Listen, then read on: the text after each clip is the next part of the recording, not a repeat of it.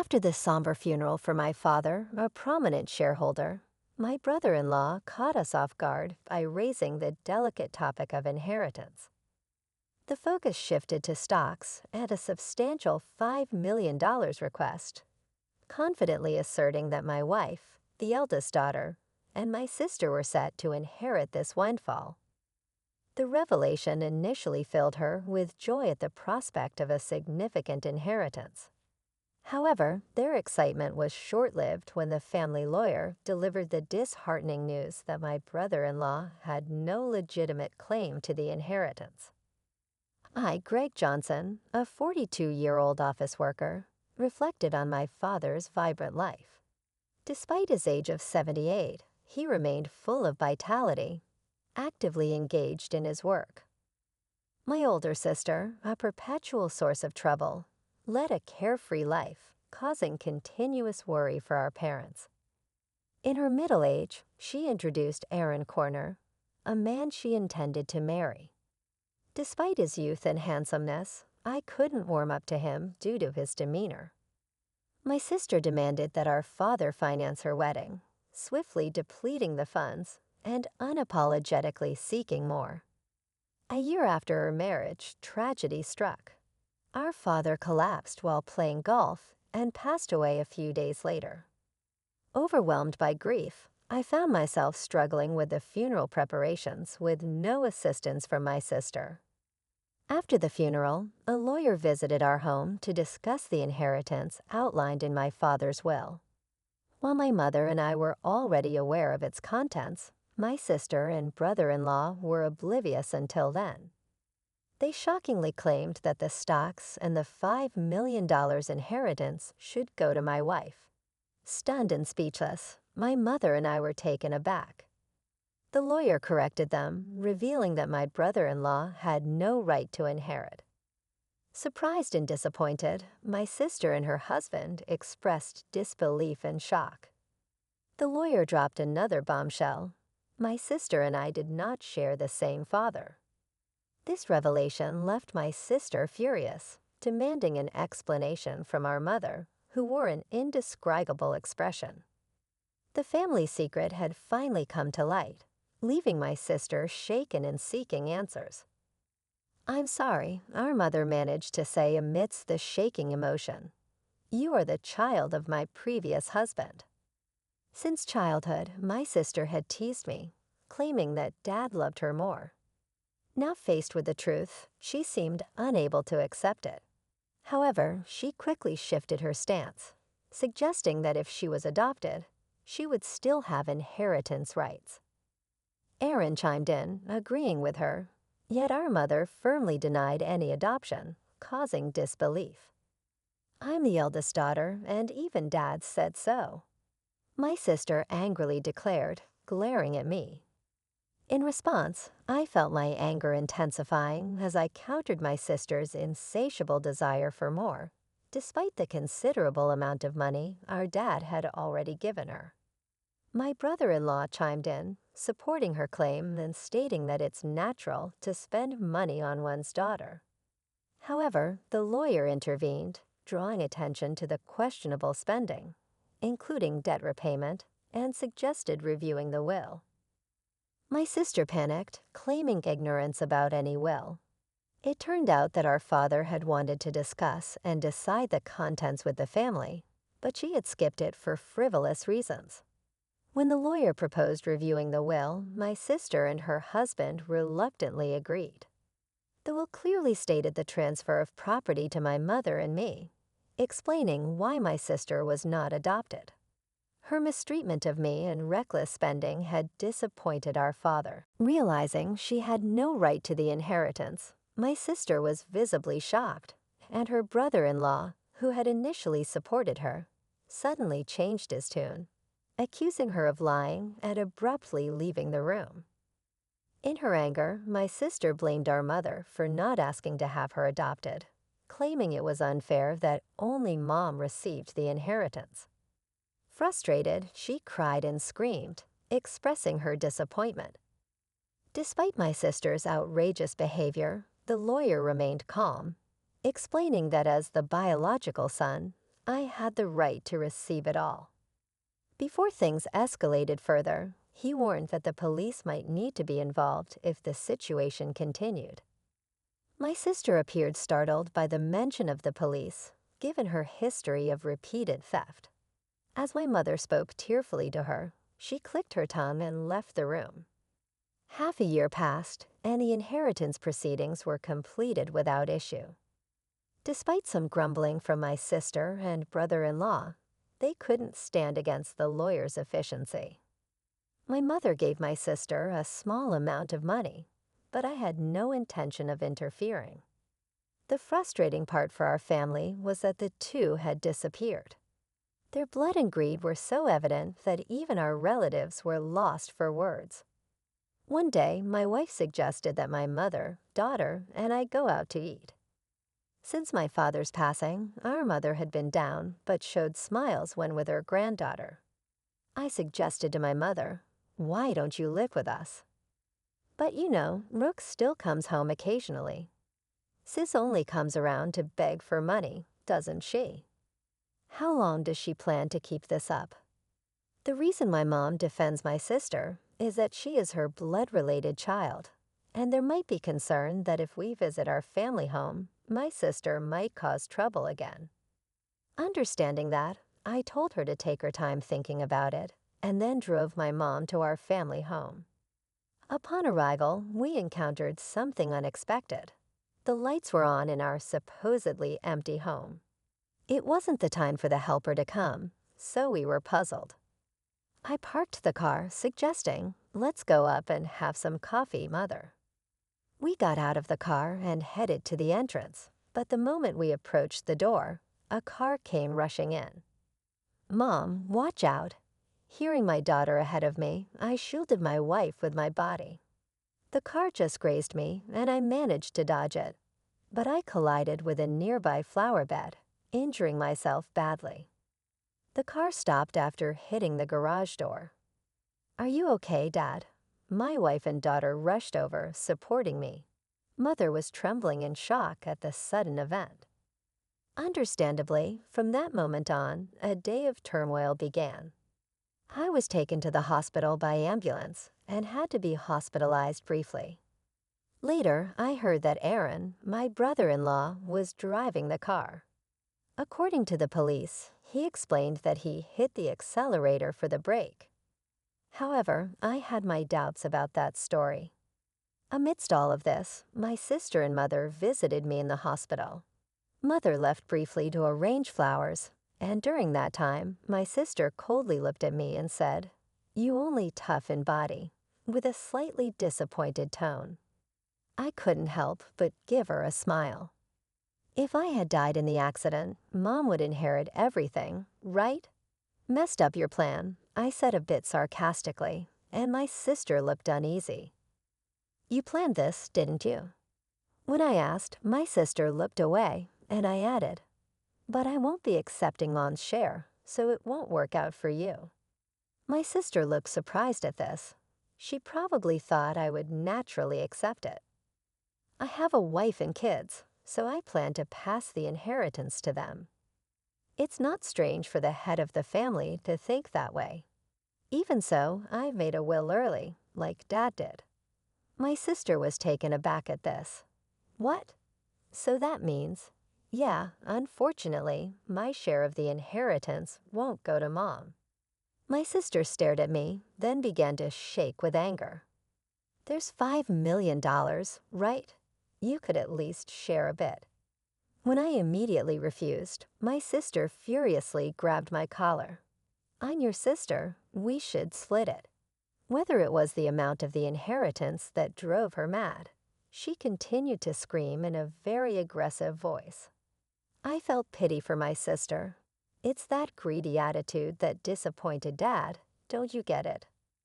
My sister's face turned even redder, and she grabbed my neck. "Bro, stop it." Mother, who had just returned, scolded her loudly. Then the nurses, called by the nurse's call button, arrived and escorted my sister out of the room.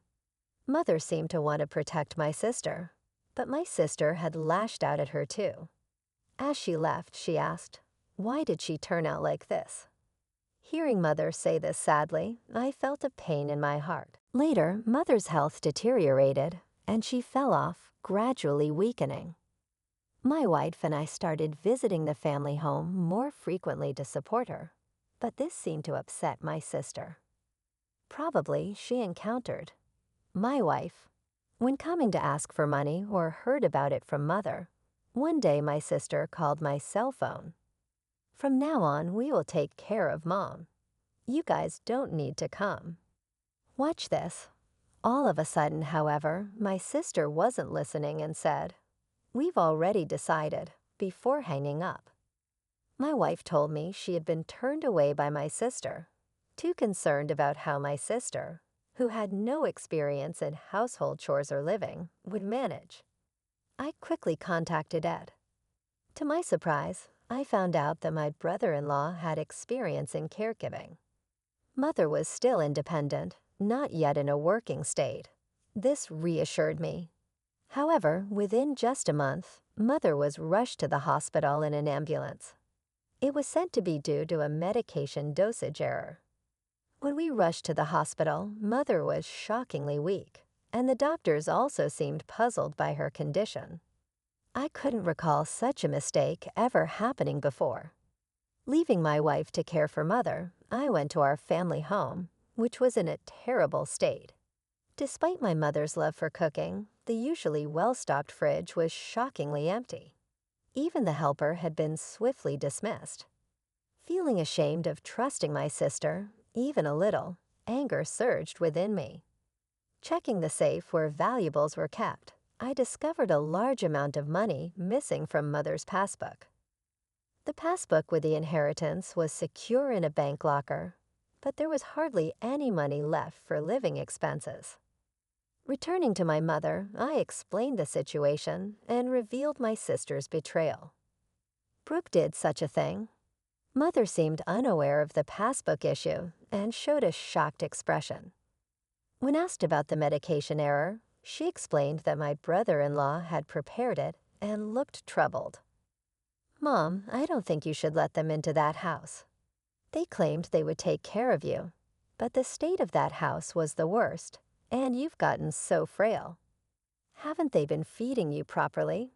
Speaking with concern, I hung my head. "Mom, let's live together. I'll build a new house, and we can live there together." Moved by my suggestion, Mother shed tears. However, her condition continued to worsen despite the doctor's best efforts. They, along with my sister, seemed to weigh heavily on her. Ultimately, Mother passed away without recovering. When I went to the family home for the funeral, all the valuable items had disappeared. It seemed that my sister and brother-in-law, in need of money, had taken them. Standing in the desolate place, I was overcome with anger. I had to find a way to make my sister take responsibility for Mother's sake, and as a treatment for what she had done, I resolved to do something. The day after Mother's funeral, my sister and I met at the lawyer's office to discuss the inheritance.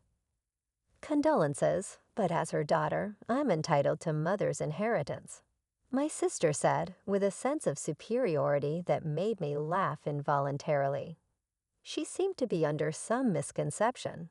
"Let's open the will." Then, as the lawyer revealed the contents of the will, my sister turned pale. "You're joking." "Why, bro, you are not entitled to any of the inheritance. This is in accordance with Dad's wishes." My brother-in-law started to get angry, but the lawyer had nothing else to say except repeat the same thing. This must be a mistake. Bro is her child, isn't she? My brother-in-law suddenly became furious, throwing things off the table. "Are you trying to trick us? We won't let you get away with this. Give us the inheritance now." "Aaron, you planned to kill Mother, didn't you?" When I asked, my brother-in-law glared at me unpleasantly. "Oh, I wouldn't do such a thing." Then why did the medication error occur? My brother-in-law appeared annoyed. "I don't know anything about that. It's impossible that I can't inherit. You must have done something." My sister was getting more agitated now. I'm even behind on my condo payments. I was shocked. She hadn't rushed to Mother's side after hearing of her death because she was busy with such matters, hoping for the inheritance. Really, there's nothing left. My sister pressed the lawyer. That seems to be the case. Let me explain in detail. The lawyer explained the details of the inheritance. Ultimately, after deducting what my sister had withdrawn and sold, there was hardly anything left for her to inherit. My sister held her head in dismay. I had discussed this in advance with the lawyer. I found satisfaction with the outcome. Stop joking. There can't be so little. My mother and I hadn't told my sister, but most of Mother's property had already been distributed to my children, her grandchildren. Therefore, there was already little left to inherit. However, my sister kept murmuring her dissatisfaction. I felt nothing but resentment towards my sister, who had lived off the money given by father and now mother, thinking she could rest easy knowing I would take care of her. But you just took her money. You are a true disgrace to our parents. I raised my voice in frustration. Caring for someone costs money, you know. Don't you understand? Then show me the receipt for what you spent on Mom's care. I'll cover any necessary expenses. As I extended my hand, my sister turned pale and was at a loss for words. I threw those away. That's not good. Without receipts, it can't be proven as evidence. Hearing the lawyer's words, my sister struggled to find a response. During this, my brother-in-law tried to calm me down. Greg, your sister is in a tough spot. Maybe you could help her out a bit as family. I cannot. My immediate response left my brother-in-law speechless. I've been hurt by my sister for a long time. Frankly, I feel like it's karma, but you're the only siblings. Maybe just a little. He tried to say more, but I refused. I was filled with anger, and so was my brother-in-law. Apparently, Dan, if that accident had worked out, Rook would have had the entire inheritance. What accident? Before I could ask, my brother-in-law started talking on his own. Because of this, things didn't go as planned. I was supposed to get a new car, but now there's barely enough money left even for repairs. My sister tried to stop him, but it was too late. That's a pretty serious statement. You could be accused of fraud. The lawyer held a recorder, smirking at my sister and brother-in-law. What the heck? Isn't that against the rules to do that? You agreed to our conversation being recorded at the beginning, didn't you? Called out by his own words, my brother-in-law's face turned pale. To him, I had one thing to say. Aaron, I will be pressing charges about that accident. Don't joke. Where's the evidence? The evidence has just been provided by you. My sister, crying, began to hit my brother-in-law. You idiot. It's all your fault. Why did you say that? Later, my brother-in-law faced legal consequences for his actions. Additionally, unresolved suspicions about his past emerged, requiring police involvement. For some time, my sister, as an accomplice, was said to face lesser charges. However, struggling with her condo payments, she was turned away by relatives when she asked for money. In contrast, I chose to work earnestly and not rely on inheritance. Now, receiving stock dividends has become a small pleasure in my life. In the aftermath of the legal proceedings, the rift between my sister and me widened. The family bonds that were already strained became nearly non-existent. Despite her attempts to seek support from relatives, my sister faced a cold shoulder, and her financial struggles continued. Meanwhile, I focused on building a stable and fulfilling life for my own family. Working diligently, I found solace in providing for my wife and children without relying on the tumultuous inheritance battles that had plagued us. The stock dividends became not just a financial benefit, but a symbol of my commitment to a more secure and principled life. Over time, my sister's situation didn't improve. The consequences of her actions weighed heavily on her, both financially and emotionally. It became a stark reminder of the importance of responsible choices and the lasting impact they can have on one's life. As the years passed, I held no ill will towards my sister, recognizing that everyone faces their own battles and makes their own choices. Still, the events that unfolded served as a powerful lesson about the significance of integrity, responsibility, and the enduring consequences of one's actions. In the midst of the turmoil, I found strength in forging ahead with resilience, determined to create a future that wasn't tainted by past misfortunes.